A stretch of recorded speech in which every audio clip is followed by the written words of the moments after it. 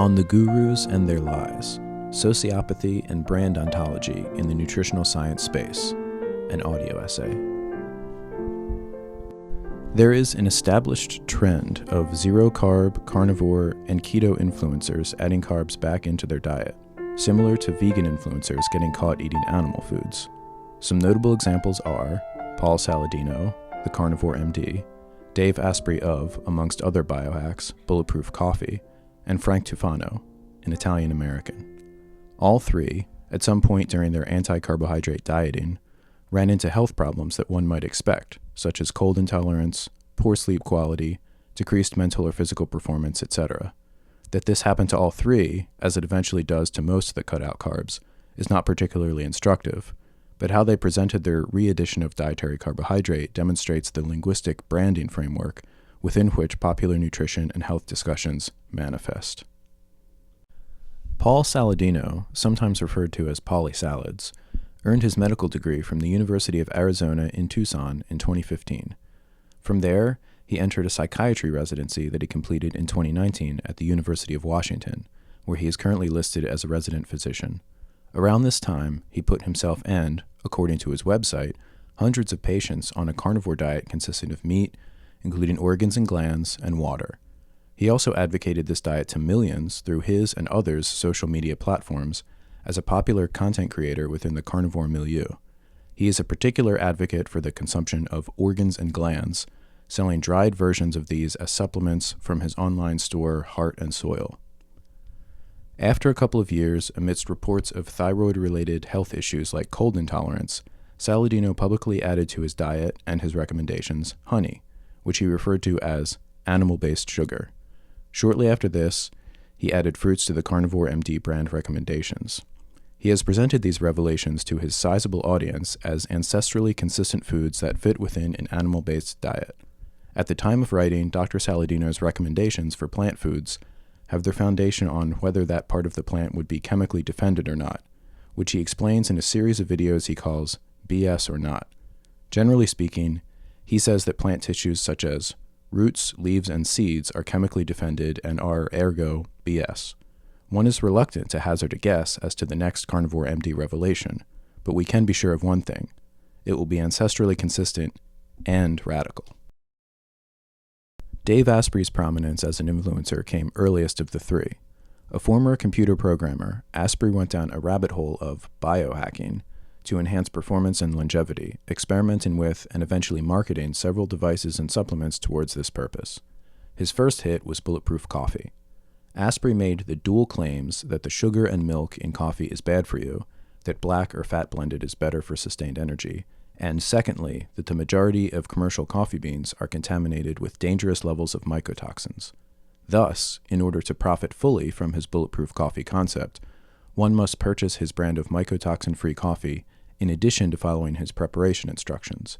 Dave Asprey followed and advocated for a keto diet for many years from the perspective that dietary carbohydrates are toxic. The timeline of change is not as clear as Saladino's, but Asprey is no longer an advocate for or claims to follow an all-keto, all-the-time regimen. Perhaps it was the year that everyone got adrenal fatigue. Notably, he did not take the well-trodden paleo path of sweet potatoes and low-sugar fruits. Asprey still considers ketones and fatty acids to be a superior fuel to glucose, but explains that for some physiological processes, glucose is necessary or beneficial. He now advocates a timed and metered dosing of glucose, tailored to the requirements of specific activities. If you needed to think intensely for 30 minutes, for example, you might calculate how much glucose that would cost and, to perform at your highest potential, microdose yourself with that amount. This allows you to supercharge your performance for that window of time while avoiding the toxic effects of glycemia from chronic glucose ingestion. This is the sort of system gaming that biohacking is all about. The dosing approach to dietary carbohydrate fits his biohacking brand in several key aspects. Firstly, it sounds smart. Dosing, or even better, microdosing, sounds like you're doing something scientific, rather than simply eating a food or taking a supplement. Second, and similarly, the approach is overly technical, with airs of an eccentric hobby that not just anyone can understand or engage in. Rather than the pedestrian practice of eating a balanced diet with carbohydrates, you will hack the situation using math, to calculate such things as glucose utilization rates by activity and dose accordingly. Lastly, there are or will soon be branded products you can purchase to aid you in dosing glucose, such as glucose monitors, acute and continual, and maybe even a proprietary glucose solution that allows you to administer cubic centimeter dosages of glucose for different activities. I suggest the name Bulletproof Sugar. Frank Tufano is a health and fitness coach who came to prominence making YouTube videos to present his ideas around the carnivore diet. Like Saladino, he also has an online store which sells dried organ supplements, as well as free-range meats.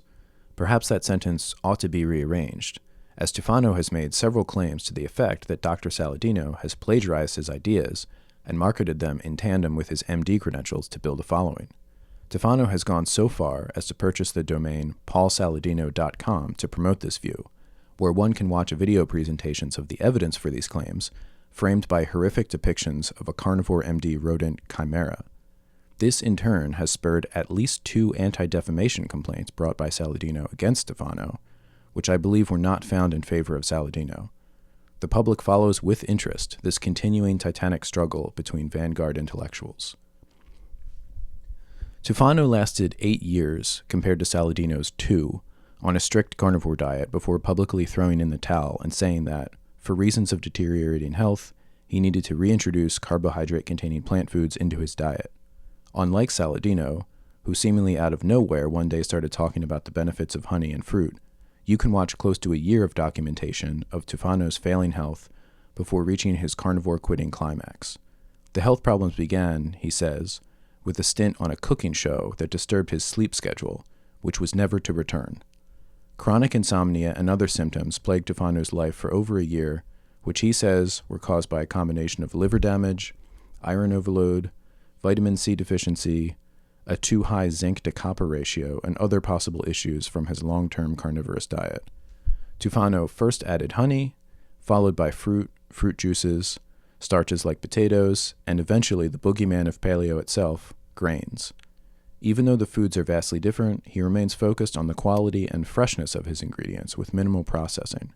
Tufano continues to produce online nutritional and fitness content, exploring this new world of non-meat food. Before discussing the differences in how these 3 men addressed the reintroduction of dietary carbohydrate, let's look at the similarities. One thing is glaringly absent from the public statements of all 3, that being an apology for misguiding their audiences for so long with advice that failed their own health. Like the bikini-clad female vegan influencers caught with fish on their plates, carnivores that reintroduce plant foods deploy the self-centered confessional explanation.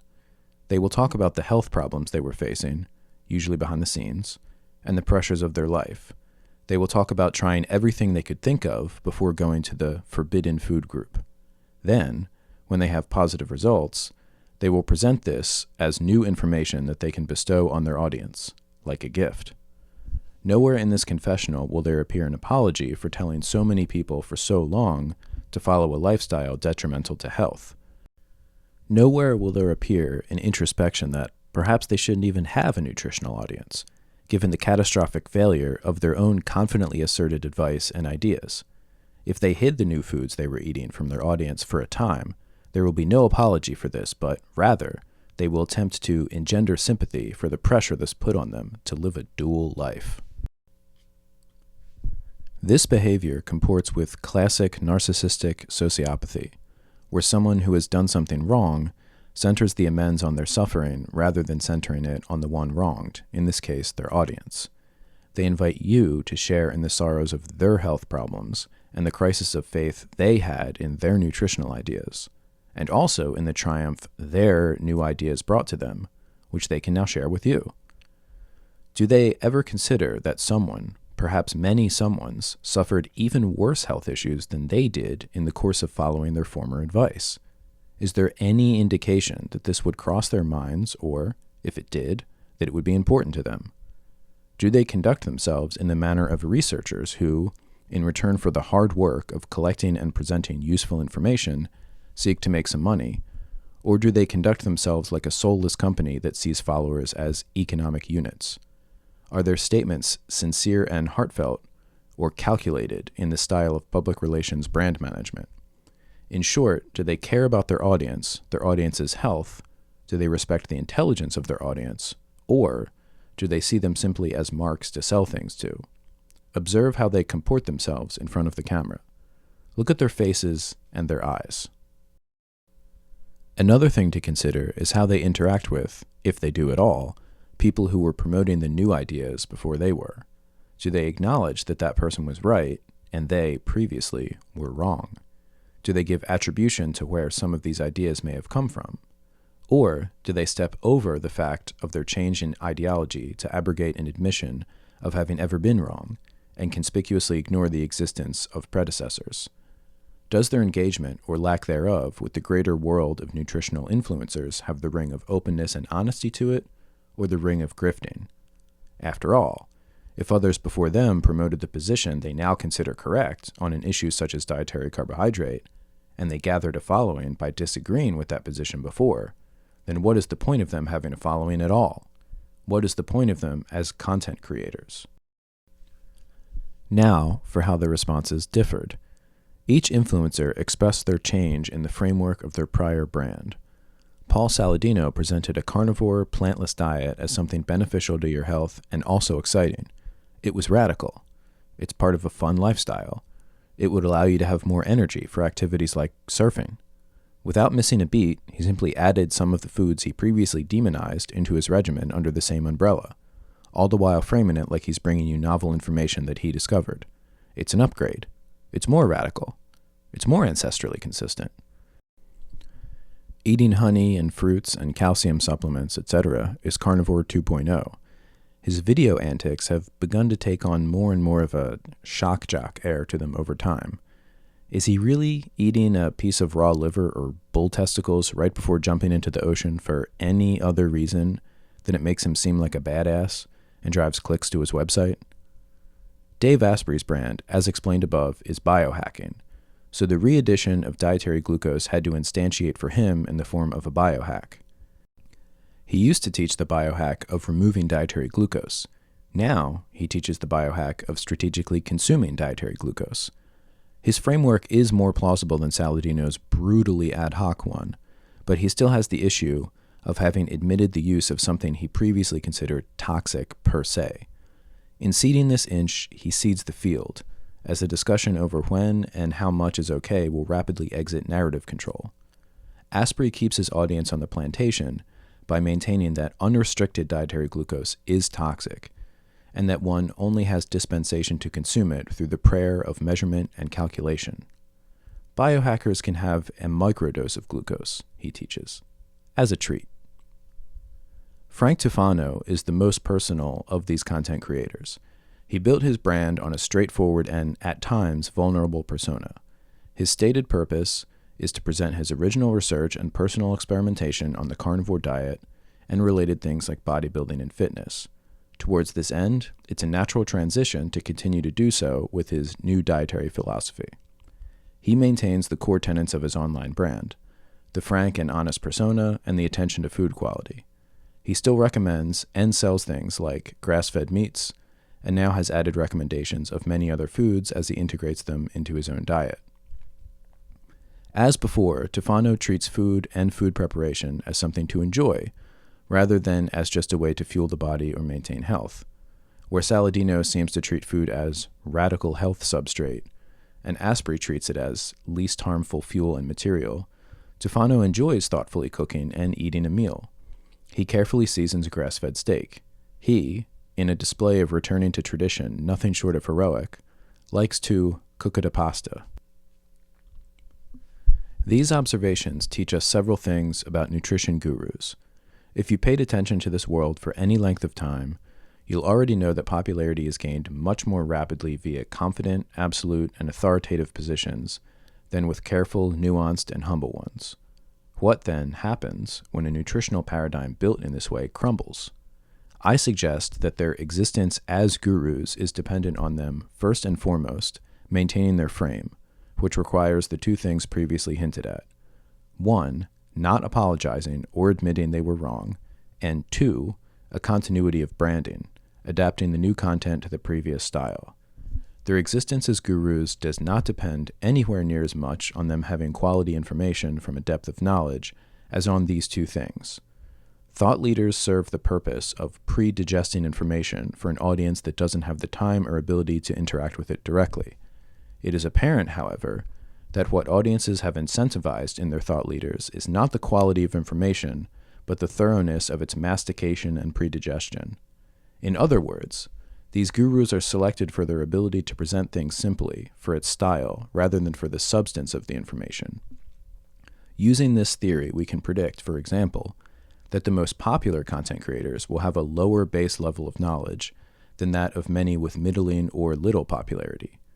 I suggest that this basket of incentives also selects for traits of narcissistic sociopathy, for persons that feel no compunctions over things such as passing off information they find online as if it's the result of long hours of grueling personal research, play acting the expert when they only have a shallow knowledge base, giving out health advice for which your own grasp is so tenuous that it doesn't even serve you well, etc.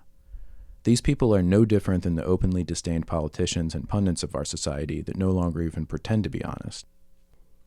The quality of thought leaders is reflective of the intelligence and introspection level of a society. Witch doctors and snake oil salesmen emerge organically from a credulous population. These gurus are not the content creators we need, but they are the ones we deserve at this time.